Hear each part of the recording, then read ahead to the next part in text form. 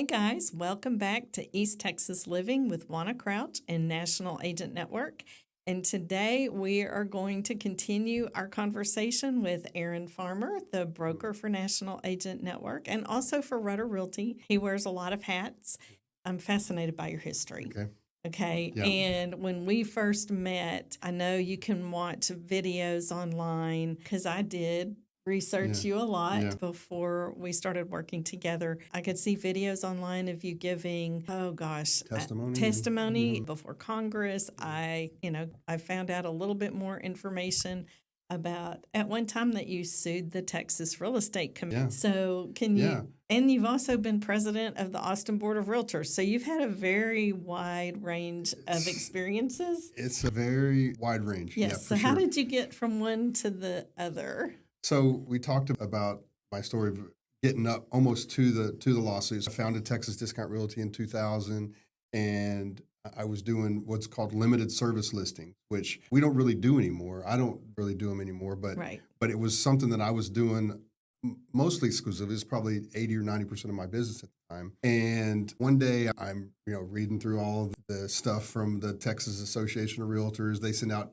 weekly emails, and they said, the Texas Real Estate Commission passed a new rule that would essentially eliminate limited service listings. Like, wait a minute, that's my business. The government's coming in and going to eliminate my business. And I'm a little feisty sometimes. And I get, I was a little upset that the state of Texas was trying to take away my livelihood. Yeah. The way I looked at it anyway. And so I went and talked to my real estate attorney and at the time and said, well, I don't really do that kind of thing. Because I know this other guy who specializes in administrative law, which is probably what you need anyway. So I go and talk to him.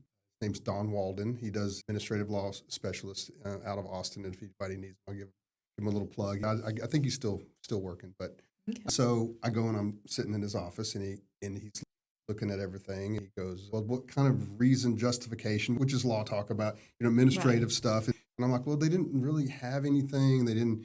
And then he's looking at the dates and he goes, oh, well, today's the last day. He goes, this is the last day that we can file for a restraining order. Stop this from going into place. He goes, go home and get a suit on and meet me at the courthouse at 1:00. And I was like, and this was, this was like 10 o'clock in the morning. Right. And I don't even know if I owned a suit. I think I had an old suit that I had for a while. And didn't have bell bottoms. It wasn't anything like that. But so I go home and put on a suit and meet him at the courthouse. And he goes, we're probably not going to get the restraining order the first time, but we'll get it on the screen, right? It's going to get it out there that we're not in. And so he goes in front of the judge and makes his argument, and the judge goes, well, Texas Real Estate Commission, what's your reason, justification for this? Like, where's the consumers that have been harmed, right? Where's the damage been done? And they're like, well, we don't really have anything. And he goes, well, I rule for Aaron Farmer, and we're putting the restraining order in place. And my attorney was like, oh, wow, it worked, It worked. And then the next day, the Attorney General's office calls my attorney and is like, how do we make this go away, right? They realize, hey, we messed up, And part of my strategy was I did do some press releases to try to get some publicity for this.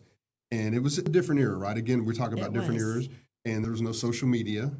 Yep. So everything was still newspaper and television. So I started getting a lot of interview requests. I think the moral of the story was that when you're on the side of the customer, and if you're always looking out for the customer, and our company's always been a very consumer-friendly, customer-friendly business where we want to try to make it easy for our customers, and we're not trying to get rich off of any one client. There's people out there that are, unfortunately, but we're very customer-friendly. Yes. And I know you'd agree with that, and that's one thing that attracted you to us. But so then I go through and I keep fighting, and I go to meetings and just start showing up. I don't even remember how I got the Federal Trade Commission, got in touch with, I think, someone I had met through Inman News, which is a real estate periodical. They send out daily emails, and most real estate agents know what it is, Inman News, but it's industry news, specifically just for residential real estate. Yeah. And they invited me to be on panels there, and then they ended up making me one of their most influential brokers in, I think it was maybe like 2004, somewhere around there. So I had started doing that, and then I got invited by the Department of Justice. So the Federal Trade Commission and the Department of Justice were kind of, I was more talking to the Federal Trade Commission, and then they got the Department of Justice more involved. I guess the Department of Justice has more authority than the Trade Commission maybe, and they got them involved. And then they wrote a really stern warning to the Texas Real Estate Commission, don't do this. Okay, we're not going to do it. So then they invited me to a panel in Washington, D.C. in 2005, which led to, they did congressional testimony in 2006, and I went to D.C. and testified before the House Financial Services Committee about my experiences with the real estate industry. And it was a panel. There was some realtor guy. There was maybe Redfin was there, and Remax, and there was some other CEOs of some of these other companies there. And that was a very great experience and got me kind of more involved in the politics side, and I could see a lot of things. And honestly, to me, I thought it was kind of a farce almost. The testimony was most of the congressmen and women would come up and they would basically sit down and they took 5 minutes to talk. Right. They talked for 5 minutes, and a lot of them wouldn't even ask questions. They would just talk for 5 minutes, and then they'd get up and leave, and they wouldn't stay and watch anything. There's supposed to be, maybe 30 or 40 people on this panel, and there's maybe like 5 people sitting in on it. Yeah. The Congress people. They were really disconnected in a way. So it wasn't like it was something that was really important to them, but it's super important to us because we're very consumer driven. We're very much for our client and wanting what's in the best interest of our client. Yeah. After that, one of the past presidents of the Austin Board of Realtors invited me to lunch one day. He said, "Hey, I want to take you to lunch. Let's talk about stuff." His name's John Rochard. He's still very active in the realtor community in Austin. He's a great guy. And he said, "What do you know about the Department of Justice was also investigating the Austin Board of Realtors at the time for some stuff that they were doing with very nuanced stuff with exclusive agency versus exclusive right to sell listings and how they were marketing them and how they were syndicating them out. So it's very nuanced things that the Austin Board of Realtors did." And I said, "Well, yeah, I'd talk to the Department of Justice about this. Yeah, I forwarded them the email that you guys sent out announcing this. So I guess I kind of turned you guys in, and I'm having lunch with him. And so we go out to lunch maybe another couple times. He goes, you should get involved with the politics or with the Board of Realtors. You should run for the Board of Directors." And at the time, the Board of Directors, it was a nominee. You go through a committee and you get on the board. And now it's a little bit different. The setup is different. It's more of an election and Facebook popularity contest. Right. So it actually took me a couple of times before I got onto the board at the Board of Directors at the Austin Board of Realtors, and I just found it kind of intriguing. It's basically realtor government. The Austin Board of Realtors is actually a really good organization. It's very well funded. It's very tech forward. A lot of good people work there.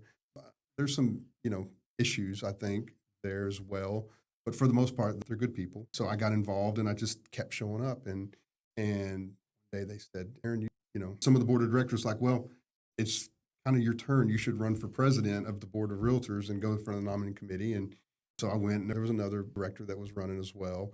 And they picked me, and I kind of moved forward and became president in 2016 of the Austin Board of Realtors. And after 2017, I rolled off, but I learned a ton about industry, the back end of the industry, what goes on about realtor politics, about all kinds of things. Yeah. I've always been in real estate. I've always been a real estate broker.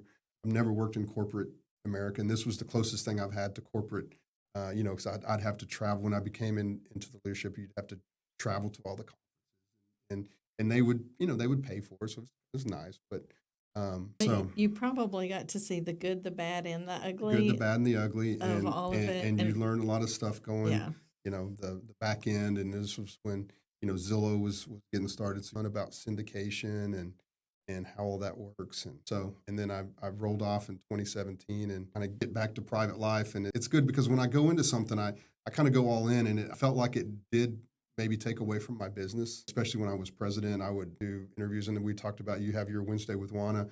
I would have to go on one of the local news stations once a month and do a real estate update.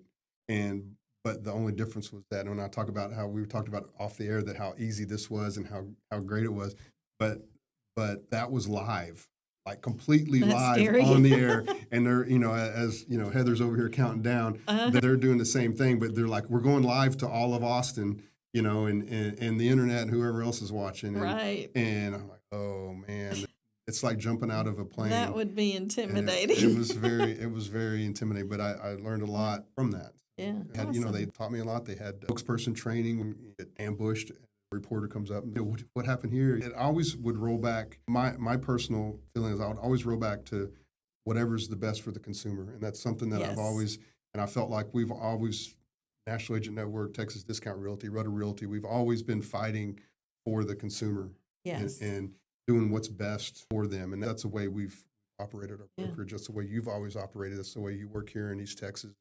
And that's why you're so successful. Yeah. See that you're not out to get over on them. Right. You're And you're trying- not out for just the next deal. You really, and every situation is different. Every client is different, and their goals and their objectives and their needs Yeah. are very different from one another. And, that's a passion of mine too, and of ours as a brokerage, is being able to help those clients accomplish their goals, not just get the next deal and then move on to the next deal. And one of the things that I can truly say, and I share this with the new agents too that we're onboarding, that I can definitely honestly say that every single one of our agents will do the right thing, even if it's hard. Well, it's such a testament to the way we treat the agents or the way you treat the agents here. And I'm giving you all the credit here because It's you built. you too. Well, you've and I've built this- learned all of this from you. Well, so you've built something really, really great here in Tyler with National Agent Network and with your agent. And that's why agents are seeking you out, because they want to be like that. They want to operate a business that way. They go, well, this is the right way to treat people.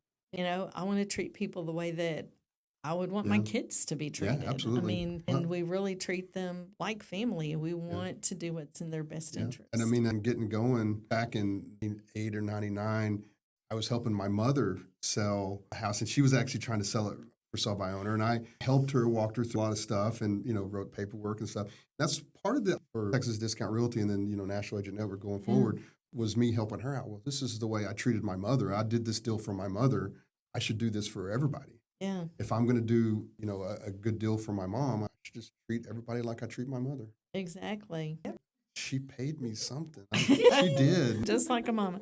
So what motivates you after everything that you've accomplished? Wow, that is a good question. Yeah, we may have to have Heather pause this for a second so I can think about so this. you can think about it. Yeah, no, I think what motivates me, my kids. I mean, I think about my daughter's 20 and my son just turned 18. He's about to graduate from Austin High School this year. And my daughter's taking classes at Austin Community College. And she's not really into school.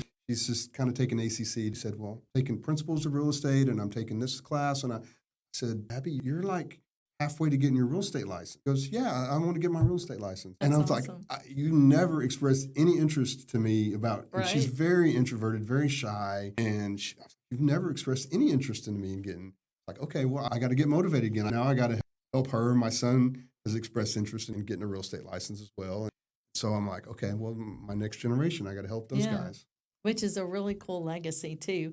And I'll tell you, the one thing that really stands out to me that you have shared with me on several occasions is that you're always looking to be a part of something bigger than yourself. Yeah, absolutely. And I think that is amazing. Absolutely. I want something bigger than myself. And I've always thought about that. And, going back to the Golden Rule, I actually thought about naming it the Golden Rule Realty. Yeah. And I think there was maybe somebody else in Austin doing that already or something. Right. But I'm talking about the Golden Rule. I mean, Yeah. that's, treat others the way you want to be treated. And that was one of my ideas that I thought about naming the company. Awesome. All righty. Well, you guys stay tuned because we have one more session coming to talk about the future of real estate, such as AI and how that could impact the real estate industry. So we'll see you next time.